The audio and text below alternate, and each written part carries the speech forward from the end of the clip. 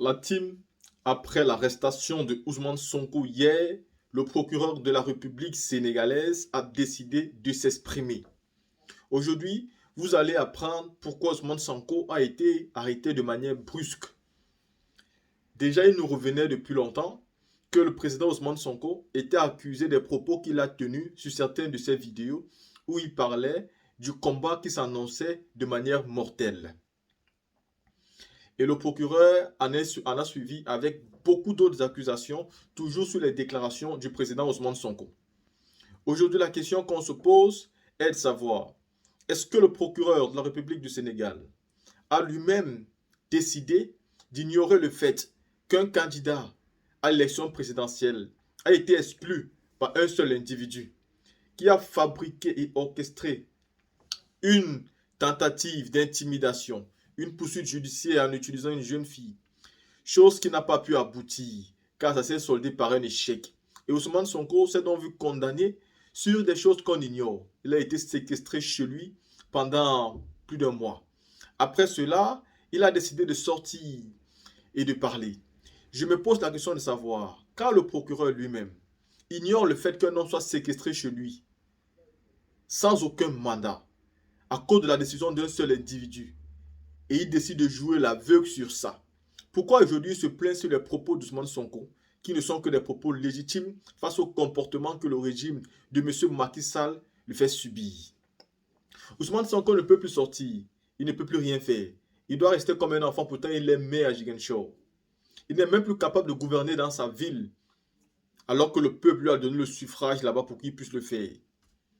Le procureur n'a-t-il pas vu que ce monsieur subit depuis fort longtemps au point où même son fils a échoué à l'école? C'est aujourd'hui où il tient des propos pour mobiliser ses troupes que le procureur estime que c'est trop. Et vous pensez que c'est quand vous allez arrêter Ousmane Sonko que cela va se calmer? Vous savez aujourd'hui ce qui se passe au Sénégal. Le feu partout, dans toutes les villes. Et ce n'est que le début si vous ne libérez pas Ousmane Sonko et s'il n'est pas candidat en 2025.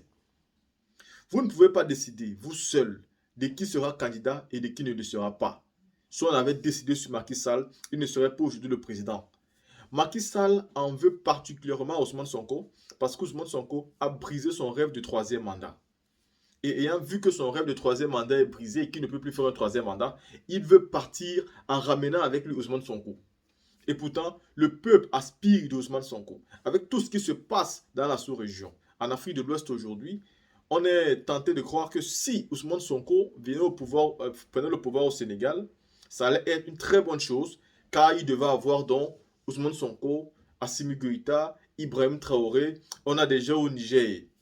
Et ça ferait déjà beaucoup. Et donc, nous pensons qu'en ce moment, l'Afrique de l'Ouest aura des grosses têtes sur qui compter. La team ici, je vous sais le discours du procureur de la République du Sénégal. Sera essentiellement axé sur l'arrestation de Ousmane Sonko. Et le parquet, par ma voix, a jugé nécessaire, et cela en accord avec la hiérarchie, de communiquer sur les tenants et les aboutissants de cette procédure.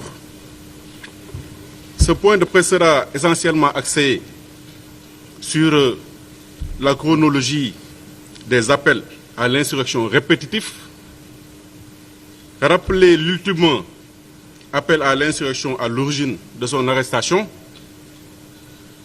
citer les conséquences de ces multiples appels à l'insurrection, à savoir les dossiers communément appelés mortel combat, les dossiers force spéciale, le dossier commando, le dossier cocktail Molotov et enfin le dernier dossier communément appelé combat final.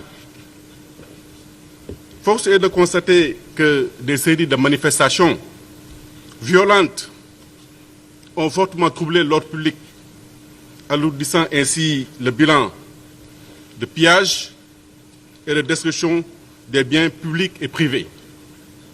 C'est en ce sens que dans l'optique de renforcer la sécurité sur l'ensemble du territoire national, d'assurer la protection des personnes et des biens et en parfaite symbiose avec les forces de défense et de sécurité, nous avons mené des opérations d'investigation, lesquelles ont identifié Ousmane Sonko comme étant l'instigateur de tous ces troubles.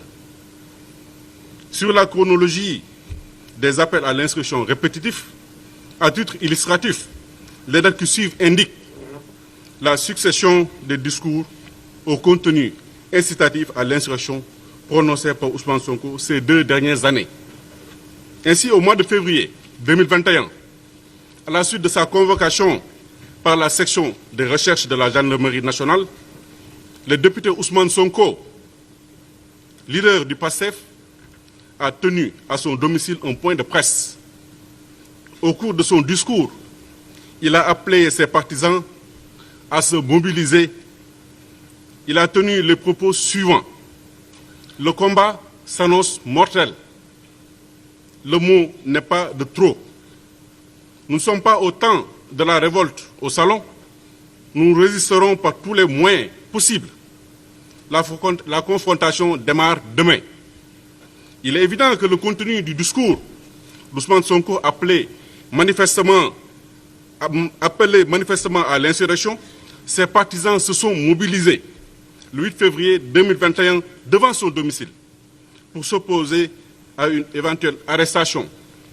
Au mois de juin 2022, Ousmane Sonko a réitéré ses discours au contenu incitatif à l'insurrection en intimant l'ordre à ses militants de défier l'autorité de l'État par la confrontation. Le même processus s'est répété en mars 2023 avec le fameux meeting de Kermassar, lieu de genèse du Gatsa, a été l'occasion pour lui de théoriser l'attaque contre les autorités policières, judiciaires, administratives et a hautement conseillé ses partisans à s'attaquer à elles et à leurs familles. En mai 2023, depuis Ziguinchor, il appelle non seulement ses militants à rejoindre la capitale, mais aussi à se préparer à livrer le combat final, communément appelé Tchoki Fin. C'est ainsi que des milliers de jeunes se sont donné rendez-vous dans la capitale, où on a assisté à des scènes de violence inouïes. L'ultime appel à l'insurrection, à l'origine de son arrestation d'hier, s'est traduit par un post qu'il a lui-même fait sur Facebook. À travers ce post officiel, il a reconnu avoir arraché avec violence le téléphone d'une gendarme aux abords de son domicile. Et enfin, par un message subversif, a initié un ultime appel à l'insurrection.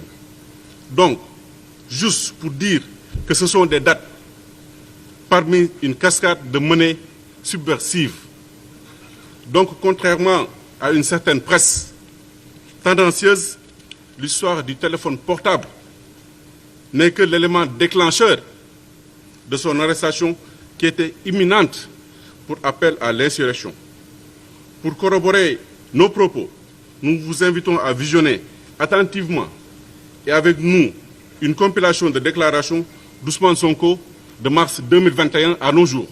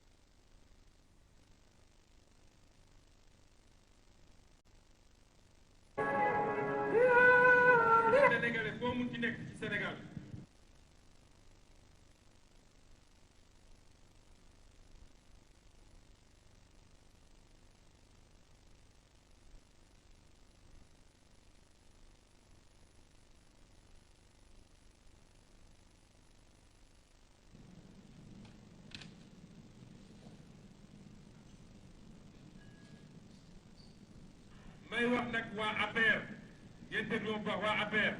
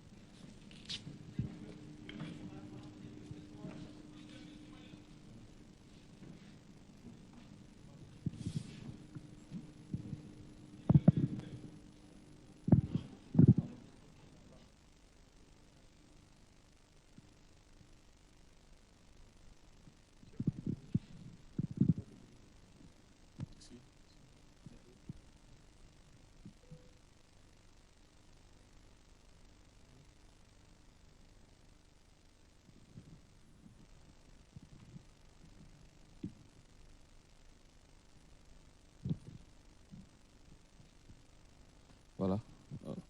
Voilà quelques minutes de pause en attendant de remettre tout le dispositif dans l'ordre. Cher Mohamedou Bamba Gueye, si vous êtes à l'antenne, nous allons donc revenir tout à l'heure sur ce film, cette vidéo qui est proposée par le procureur de la République. Vous avez tout à l'heure suivi en français le procureur qui est revenu sur les faits, qui a un peu remonté l'histoire sur les archives et qui a un peu parlé du bilan des morts, de la destruction des biens publics et de bien d'autres choses encore. Cher Bamba, en même temps que nous, vous avez suivi cette déclaration du procureur. Oui, effectivement, on a suivi la déclaration du procureur qui, bien entendu, a dressé les faits.